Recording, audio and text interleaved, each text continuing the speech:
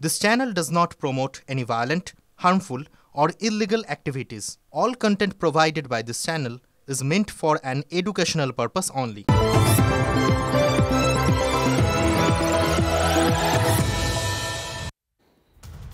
নমস্কার, টিভি9 বাংলা আপনাদের আরও একবার স্বাগত জানাই। আমি শুভজিৎ রয়েছি আপনাদের সঙ্গে। রাত 10:30 মানে নিউজ টপ 9। শুরুতেই আমরা সেই খবরে চোখ রাখবো যে টেকনিশিয়ানদের সঙ্গে পরিচালকদের যে সংঘাত, সেই পরিস্থিতি এখন চরমে পৌঁছেছে বলা যায়। তার কারণ অনির্দিষ্টকালের জন্য কর্মবিরতিতে টলিপাড়ার পরিচালকরা।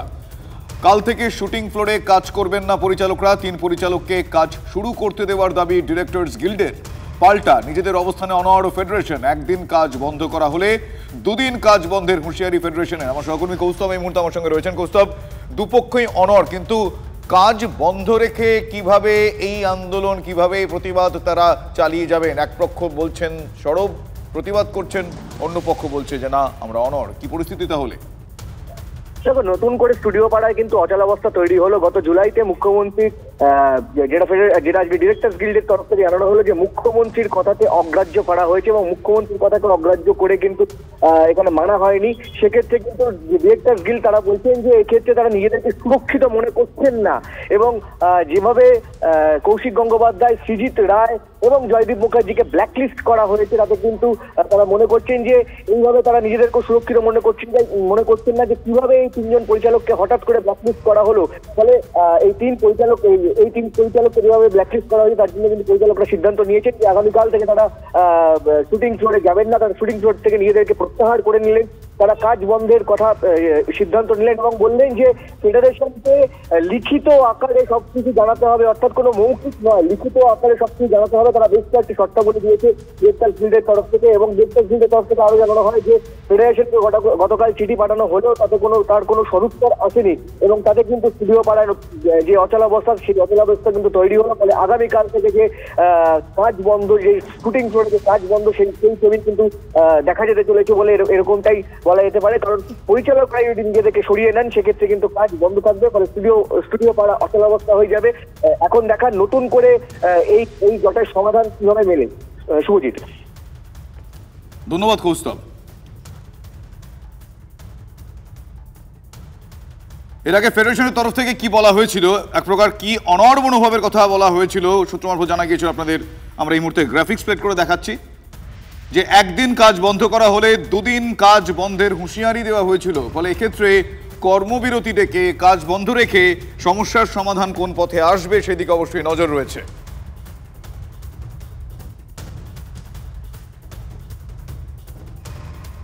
আপনাদের ফেডারেশন সূত্রে যে খবর জানা গিয়েছিল সেটা জানালাম। এরপর আজ ডিরেক্টরসদের তরফ থেকেও জানিয়ে দেওয়া হলো যে আগামীকাল থেকে তারাও কর্মবিরতির পথে পা বাড়াচ্ছেন। তাহলে এক্ষেত্রে পরিস্থিতির জল কোন দিকে গড়ায় অবশ্যই সেদিকে নজর থাকছে।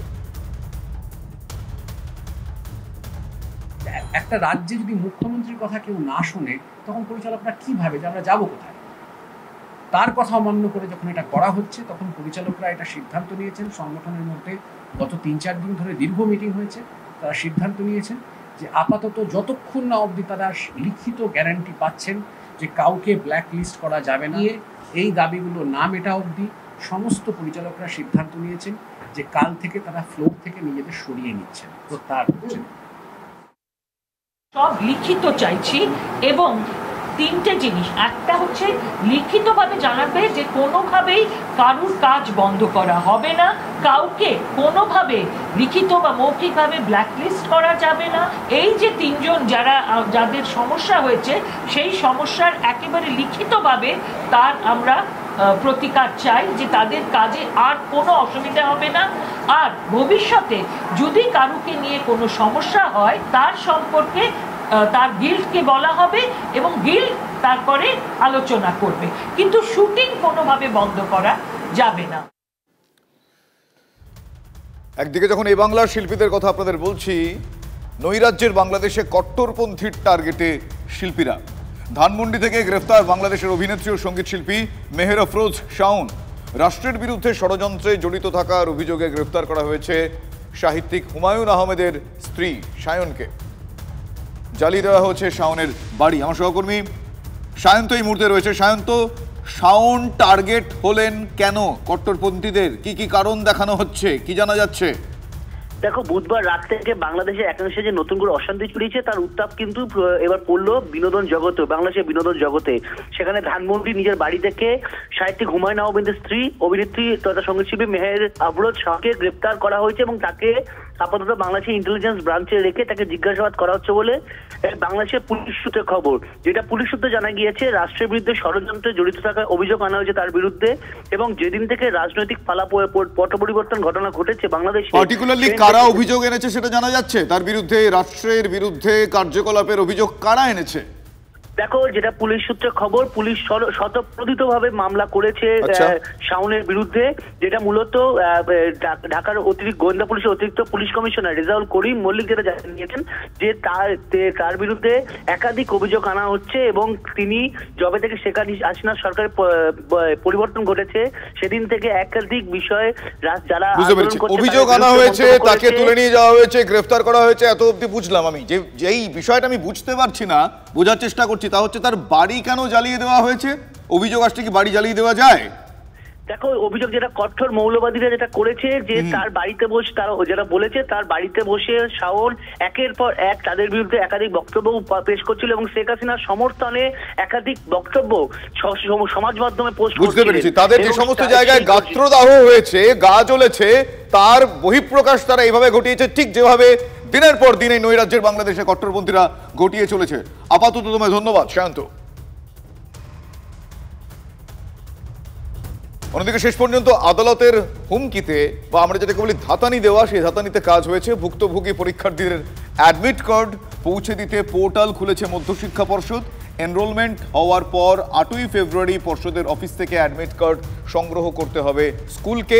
মাধ্যমিকের 3 দিন আগে অ্যাডমিট না মেলায় খুব স্বাভাবিকভাবেই ঘুম ছুটেছিল অন্তত 70 জন পরীক্ষার্থীর।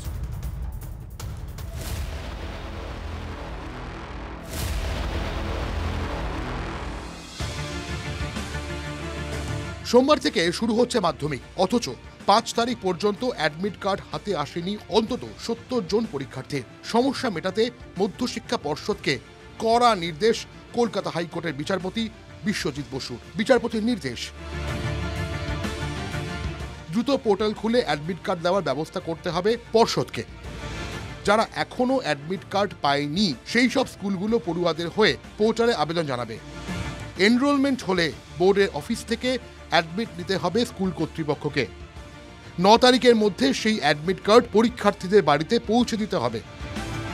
স্কুলের ভুলে যারা অ্যাডমিট পায়নি সেই সব স্কুলকে 10,000 টাকা জরিমানা দেওয়ার নির্দেশ বিচারপতি।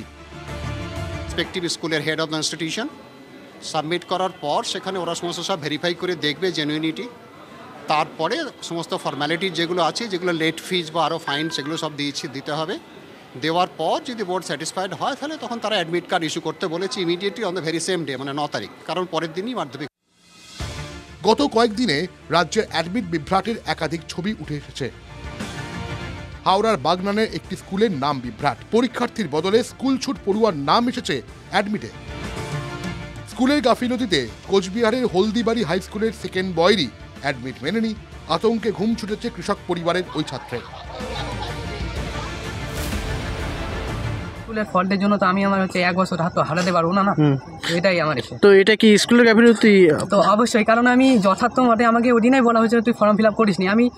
আমি আমার বন্ধু সবাই আছে যে একসাথেই আমরা ফর্ম ফিল আপ করছি। যদি আমি মাইনে নিলাম আমি ফর্ম ফিল আপ করি নাই, তাহলে আমার কাছে ওই লাল স্লিপটা আসলো কোথেকে, যেখানে লেখা ছিল প্রায় 320 টাকা। ইন্টারনেটের সমস্যা, ডেটা এন্ট্রি অপারেটর নেই, তা সত্ত্বেও সমস্ত ফিজ মধ্যশিক্ষা পর্ষদ নিলেও স্কুলগুলো তারা তাদের কাজগুলো করছিল। তাদের সঙ্গে যে সহযোগিতার বাতাবরণ দরকার ছিল তা মধ্যশিক্ষা পর্ষদের একগুঁয়েমি মনোভাবের জন্য হচ্ছে না। এমন একটা হাতে গরম ইস্যু পেয়ে রেডে করে উঠেছেন বিরোধীরা। অ্যাডমিট কার্ড আসবে না, হয়তো পেপার লিক হবে, নম্বর উদর পিণ্ডি বুদর ঘাড়ে চাপিয়ে দেওয়া হবে, এটাই হচ্ছে। এটা কি তো এগিয়ে বাংলা বলেন মুখ্যমন্ত্রী? ছোট বাচ্চা ছেলে মেয়ে যে একটা 15 বছর বয়সে জীবনের প্রথম বড় পরীক্ষা দিচ্ছে, তাকে কত বড় একটা মানসিক যন্ত্রণার মধ্যে এরা ফেলছে। কতগুলো অযোগ্য অপদার্থ চোর, কতগুলো লোক আমাদের শিক্ষা ব্যবস্থাকে দখল করে যারা বসে আছে। আদালতের নির্দেশে বৃহস্পতিবার সন্ধ্যের মধ্যেই পোর্টাল খুলেছে পর্ষদ কর্তৃপক্ষ। শুক্রবার বেলা 2টো পর্যন্ত পোর্টাল খোলা থাকবে। পড়ুয়া প্রতি পর্ষদকে 15,185 টাকা দেবে স্কুল, 10,000 টাকা ফাইন ও 5,000 টাকা লেট চার্জ, 185 টাকা এনরোলমেন্ট ফি। 8ই ফেব্রুয়ারি পর্ষদের অফিস থেকে অ্যাডমিট কার্ড সংগ্রহ করতে হবে স্কুলকে। অ্যাডমিট হাতে না পাওয়া পর্যন্ত কি পড়ায় মন বসাতে পারবে ভুক্তভোগী পরীক্ষার্থীরা? Bureau report, TV9 Bangla. সোমবার থেকে মাধ্যমিক পরীক্ষা, তার আগে রাতের বেলা উচ্চস্বরে মাইক বাজিয়ে অনুষ্ঠান চলছে। কোথায়? ধূপগুড়ি থানার গা ঘেঁষে থাকা খেলার মাঠে, যার জেরে সমস্যায় পড়ছেন মাধ্যমিক পরীক্ষার্থীরা, এমনটাই অনেক অভিভাবকরা জানিয়েছেন। প্রশ্নের মুখে উদ্যোক্তা এবং পুলিশ প্রশাসনের ভূমিকা।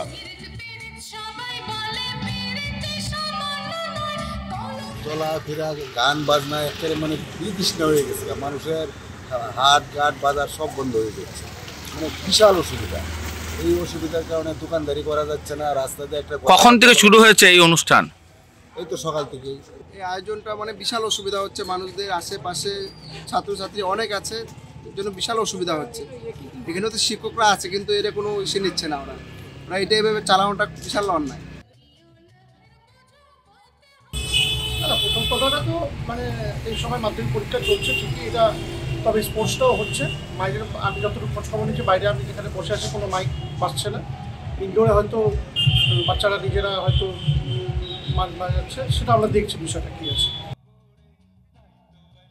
শোনো, সব কিছু না টেকনিক্যাল চলা শুরু করো না, সব কিছু একটা যখন চলবে একটা সিমিলারিটি চলবে। আমরা দুদিন আগে কি করলাম সেটাও তোমরা ভাবো, তোমরা প্রেস ক্লাব দুদিন আগে কি করলে সেটা ভাবো না। থানার পাশে একটা খেলাকে কেন্দ্র করে এইভাবে অনুষ্ঠান, আপনার তো নিজেও একজন প্রধান শিক্ষক, এটা কি করা যায়?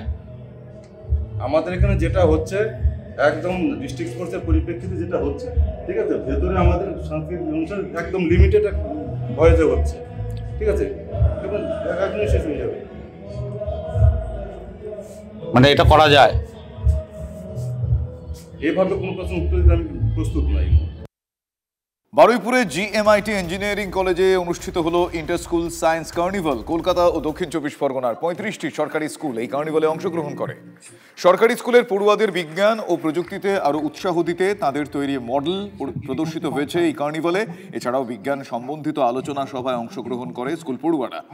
GMIT কলেজে এই অনুষ্ঠানের শুভ সূচনা করেন নরেন্দ্রপুর রামকৃষ্ণ মিশনের সিনিয়র সেকশন কোঅর্ডিনেটর মাধব সেনানন্দজি মহারাজ। এছাড়াও উপস্থিত ছিলেন বহু বিশিষ্ট ব্যক্তিবর্গ।